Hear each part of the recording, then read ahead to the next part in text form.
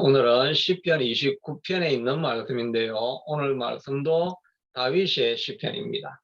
우리가 지금까지 다윗의 시편을 많이 살펴보았는데 몇 편을 빼고는 대다수가 다윗의 간절한 기도 내용이었습니다. 다윗이 그렇게 그 사울에게 쫓겨다니는 일들 말고도 여러 가지 아마 고난당하고 우리가 알지 못했던 심리적인 고난도 있고 그런 고난들이 아마 많았던 것 같죠. 그래서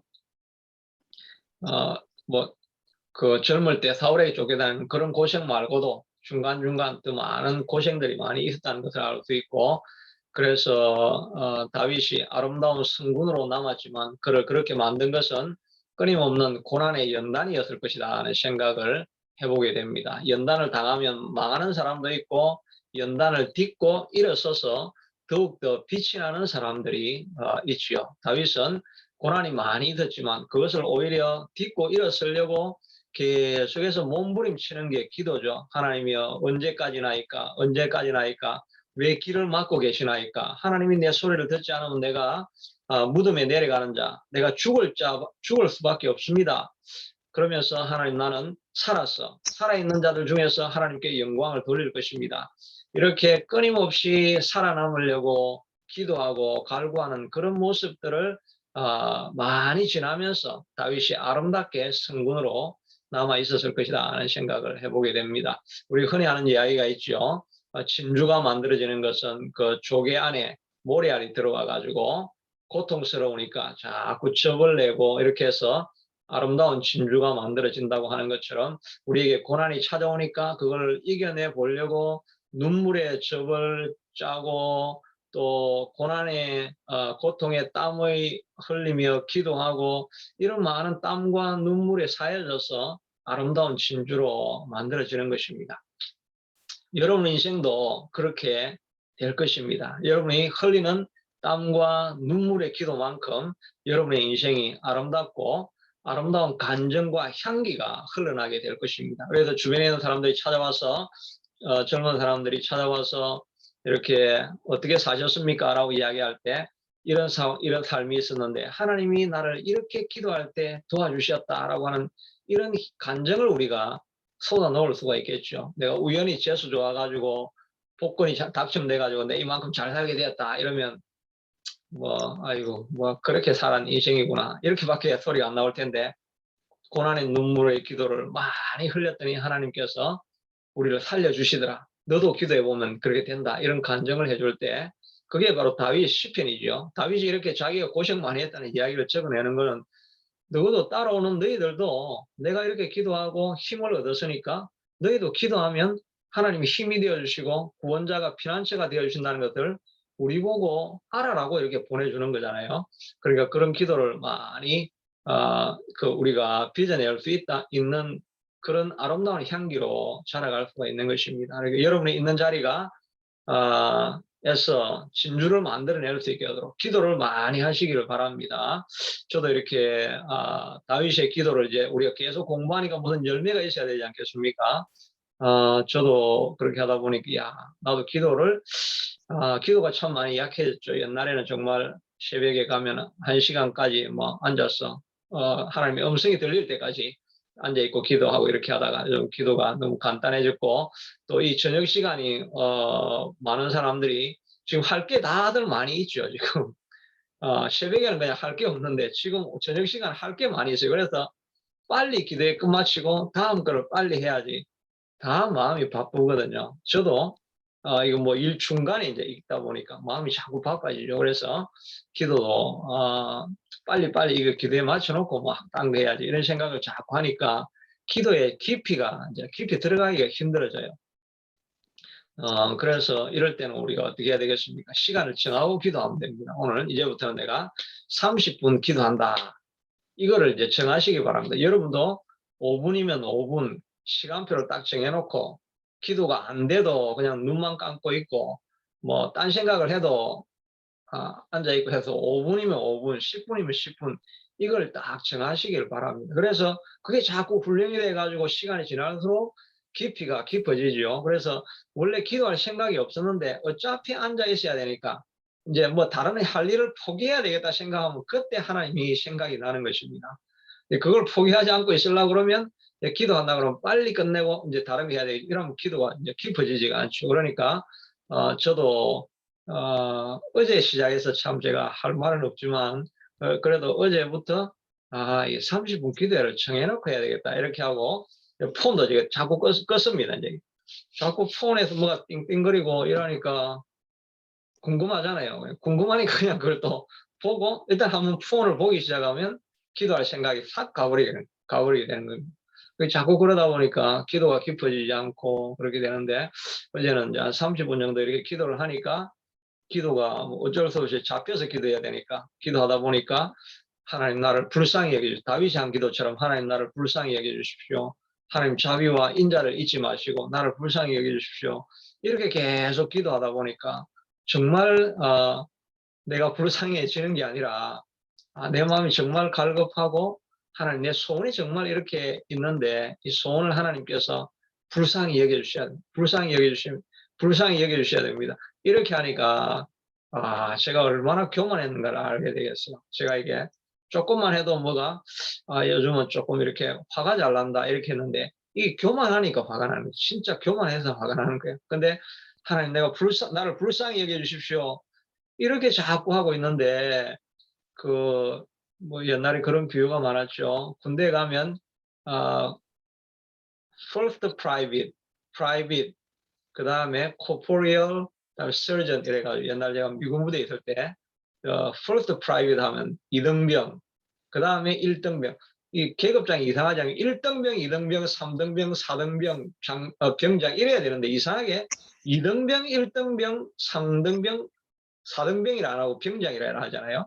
이 순서가 왜 이럴까 이런 생각했는데 그 영어가 그래요. 영어가 first private 이렇게 하는 게 이게 이제 그 1등병인데 이제 제일 밑에고 그 다음에 private 이러니까 이게 2등병, 1등병 하여튼 이런 식으로 이렇게 아니 2등병, 1등병 이렇게 되는데 영어로 하여튼 그렇게 순서가 그렇게 돼서 그렇게 되는구나 하는 뭐 아무 상관없는 이야기를 했네요. 아무 상관없는 이야기입니다. 하여튼 근데 지금 이야기하려고 하는 거는 그 이등병일 때는 뭐 병장이 뭐라 한다고 병장이 뭐 정말 터무니없는 소리를 한다고 해서 이등병이 병장님 그런 말씀하시면 안 되죠. 왜 그러십니까? 이렇게 하고 화를 내는 경우 있습니까? 뭐 화를 내는 경우 없습니다. 그러니 하고 나는 죽은 자입니다 하고 이렇게 지내지 누가 화를 내겠습니까? 근데 병장이 되면 조금만 자기 기분이 안 맞으면 화를 내는 거예요. 우리 불쌍히 여겨주십시오. 불쌍히 여겨주십시오. 이렇게 자기가 정말 밑바닥에 있는 인생인데 하나님 긍휼 없이는 살 수 없는 존재입니다라는 것을 그렇게 인식하기 전까지는 그렇게 인식하지 않으면 자꾸 화가 나는 거예요. 왜 내 뜻대로 안 되는 거야? 이런 마음들이 생기는 그게 기도가 깊어지지 않기 때문에 우리 속에 분노가 자라는 것입니다. 정말 우리가 하나님 앞에 다윗과 같이 긍휼을 구하고 인자를 구하고 이렇게 하면서 왕위에 지키고 있으면 신하가 좀 잘못해도 나도 뭐 불쌍한 존재인데 뭐 신하 잘못하는 저 정도야 내가 뭐 못 봐주겠나. 그걸 이제 다 받아주니까 그러니까 성군이 모든 걸 포용할 수 있는 성군이 되는 거죠. 하나님 앞에 겸손하게 불쌍히 여겨달라고 구하는 사람들은 사람들이 자기에게 무릎 꿇는 것을 보게 되는 것입니다. 그러니 우리가 기도는 정말 우리의 마음을 다해서 다른 걸 희생하면서 드리는 기도가 깊이 있는 기도가 되어지는 것입니다.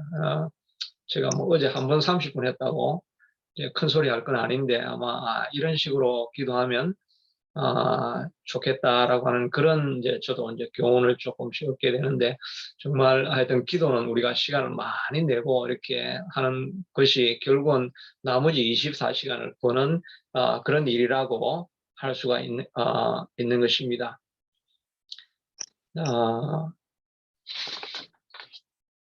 자, 지금까지 인트로덕션이었습니다. 자, 지금까지 인트로덕션이어서 본론으로 이제 들어가겠습니다. 자, 오늘의 시편은 하여튼 하나님이 은혜 주시는 대로 짧게 하긴 하겠습니다. 자, 오늘의 시편은 우리가 지금까지 이제 분위기가 다르다는 이야기를 제가 해드리려고 했는데요. 지금까지는 다윗이 막 울고 짜고 하면서 하나님 살려주십시오 이런 기도였다고 한다면 오늘의 시편을 보면 정말 그 하나님의 권능과 위엄과 이런 것이 막 가득 차 있죠. 그래서 분위기가 완전히 달라져 있습니다. 하나님의 큰 영광을 지금 나타내는데요. 모든 만물을 보면서 하나님의 놀라운 영광을 이렇게 표현해 주고 있습니다. 여호와의 소리가 물 위에 있도다 이렇게 했는데 이 물이라는 물 위에 소리가 물 위에 있도다 많은 물 위에 있도다 이렇게 했는데 영어로는 그냥 waters 복수로 되어 있으니까 waters 이렇게 하면 여러 바다나 이런 의미가 되는 거죠. 바다 위에서 막 폭풍이 일어나고 풍랑이 일어나고 배를 삼킬 만한 그런 큰 바위 같은 파도가 일어나고 이런 걸 보면서 이야 이거는 하나님이 통치하는 거구나 하는 그 하나님의 소리를 듣게 되는 거죠.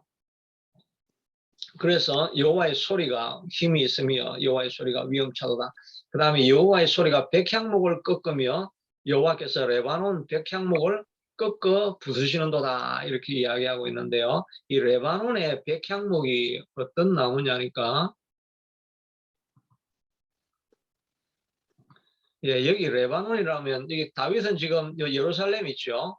여기 예루살렘에 있는 성에서 지금 노래하고 예루살렘 성이 아니라 요 근처에서 노래하고 있습니다. 그런데 레바논은 여기죠. 북쪽이고 그리고 레바논에서 이쪽으로 보면은 여기 헬몬산이 있어요.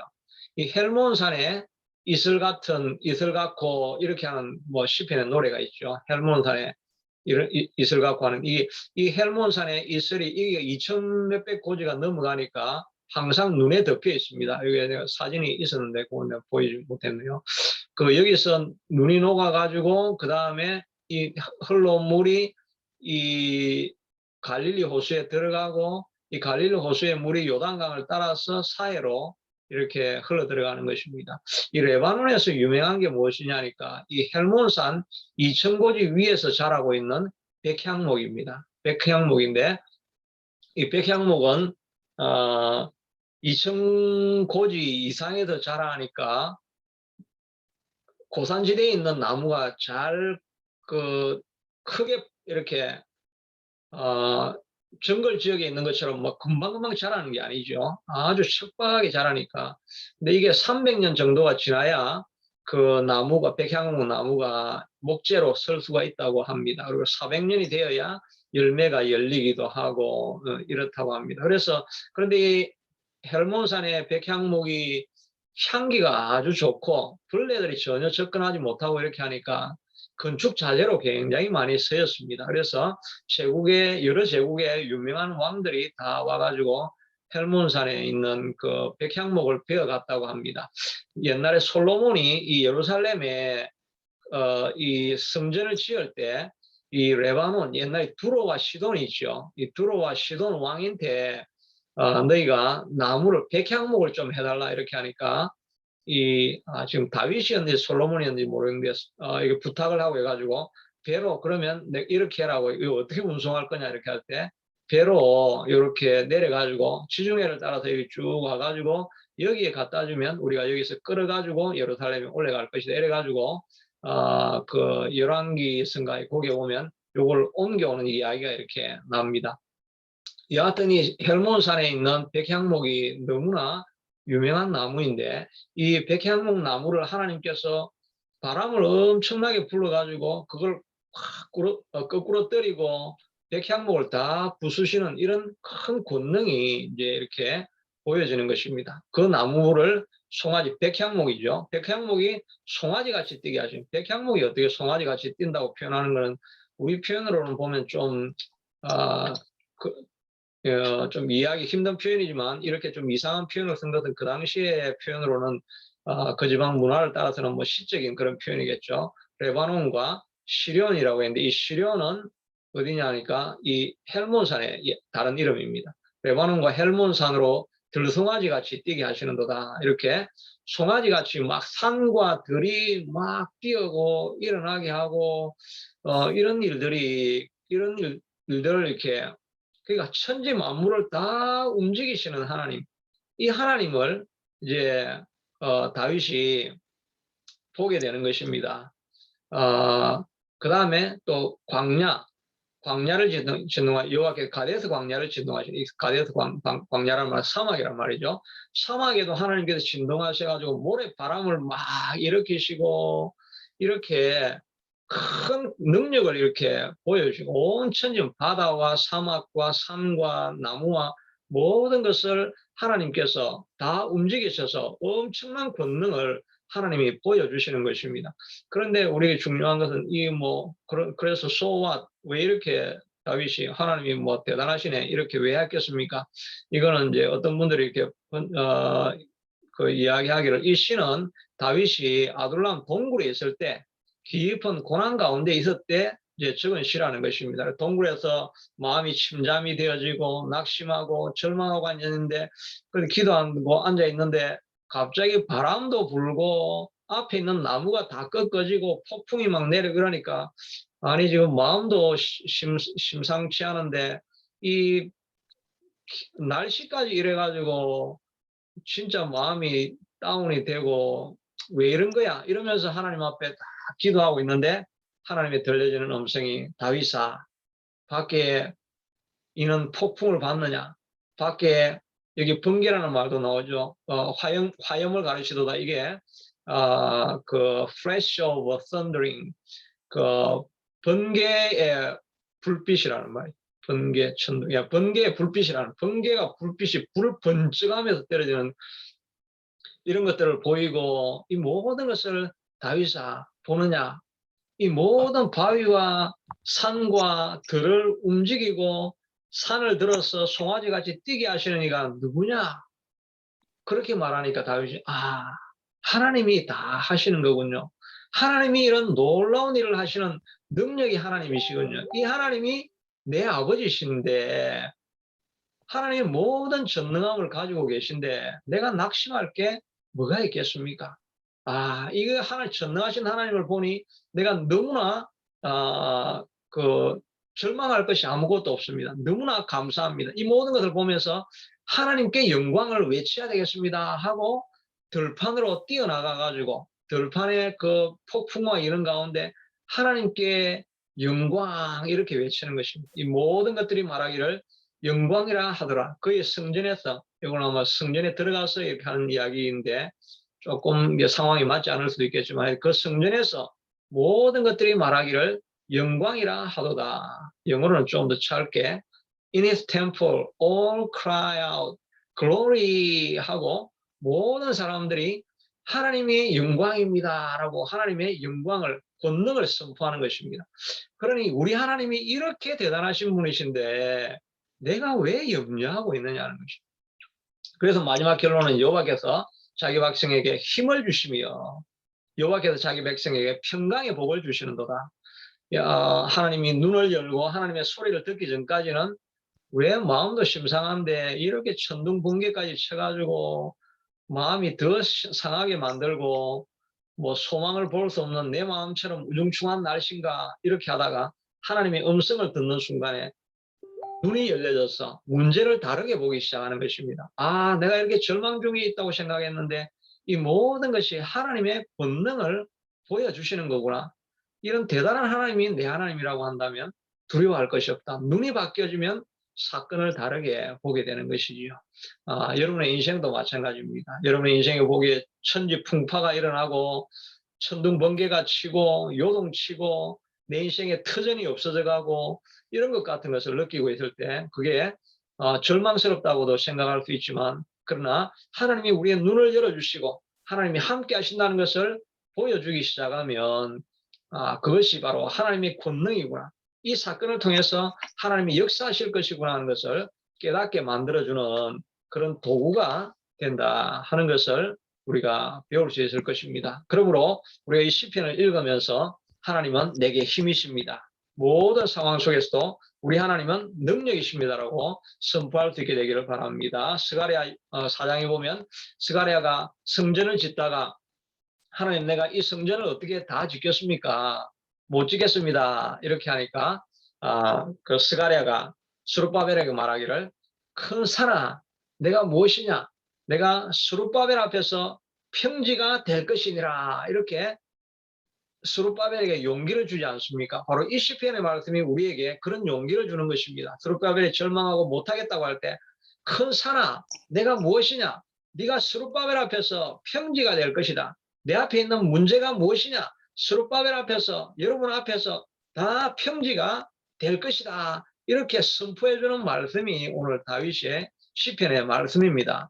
그러므로 우리가 이 다윗이 하나님의 권능을 본 것처럼 내 인생에도 하나님께서 그렇게 일하시리라 이런 믿음을 가질 수 있게 되기를 바랍니다. 우리 인생의 문제가 어떻게 해결이 됩니까? 힘으로도 되지 아니하고 능으로도 되지 아니하고 오직 나의 신으로 된다고 하셨으니까 하나님의 권능이 임하면 되는 것입니다. 하나님의 권능이 바로 무엇입니까? 여호와께서 자기 백성에게 힘을 주시는 것이 바로 성령이 임하시는 것이죠.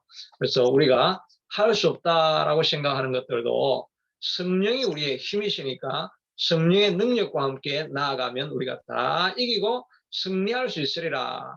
이 힘과 용기를 얻을 수 있게 되기를 축복합니다. 그래서 어떤 절망적인 순간 태풍이 불고 난리가 일어나고 천지풍파가 일어나도 하나님 앞에서 다윗처럼 하나님을 찬양하고 하나님께 영광이라고 고백하셔서 승리하시는 저와 여러분의 삶이 될 수 있게 되기를 축복합니다.